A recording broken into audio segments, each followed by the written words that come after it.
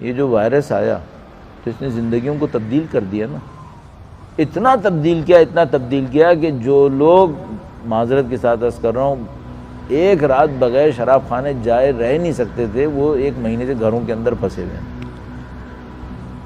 صحیح ہے، ان کے دماغ معاف ہو گئے نا، یہ وہ کچھ نہیں کر سکے۔ میں صرف ایک بات سے ڈرتا ہوں، شب قدر میں ندا آئی، الا یا اہل العالم ان جدی الحسین قتل عطشانا، الا یا اہل العالم، اور حالات اتنی تیزی سے بدلے، نعوذ باللہ تعالیٰ کے دماغ معاف ہو گئے، تو محرم میں صحیح فیصلہ ہوگا؟ مجھے یہ لگ رہا ہے ندا آنے کے بعد پھر کچھ ٹائم بچے گا نہیں ہمارے پاس، تو جو ہونا ہے وہ ندا سے پہلے ہی ہونا ہے۔ یعنی اگر کوئی یہ سوچ رہا ہے کہ میں پہلے شب قدر میں ندا سنوں گا اور اس کے بعد میں یہ سوچوں گا کہ مجھے کیا تیاری کرنی ہے، تو بندے خدا یہ زمانے کے حالات دیکھ لو اپنی آنکھوں سے، 7.7 ارب کی آبادی میں سے کم از کم 1/3 اس وقت گھروں کے اندر پھنسے ہوئے،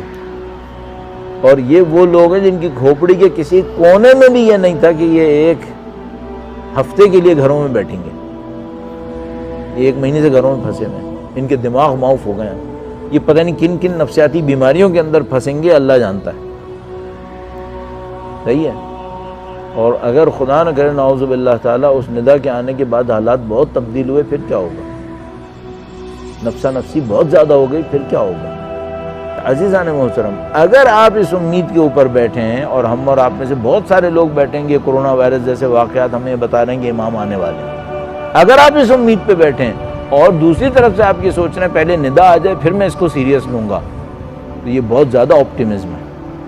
اس کے بعد پھر شاید کوئی چانس بھی نہیں بچے گا۔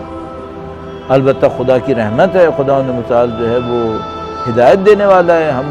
کیسے نہیں کہہ سکتے کسی کو مثلا اس کو ہدایت نہیں ملے گی، مجھے ہدایت نہیں ملے گی، خدا کا نظام ہے، شاید ہدایت دے دے گا، شاید اس کے ماں باپ نے اس کے لیے کوئی دعائیں کی ہوں گی، شاید اس نے گزشتہ زندگی کے سالوں کے اندر کوئی نیک اعمال انجام دیے ہوں گے، خدا متعال اس کو بظاہر برا ہونے کے باوجود ہدایت دے دے گا۔ لیکن بہرحال اصول اور ضابطے جو ہماری جیسے کی کھوپڑی میں آ سکتے ہیں، عقل میں آ سکتے ہیں، وہ یہ کہتے ہیں کہ بھائی ندا آنے کے بعد کچھ نہیں ہونے والا، جو ہونے والا ہے اس سے پہلے ہونے والا ہے۔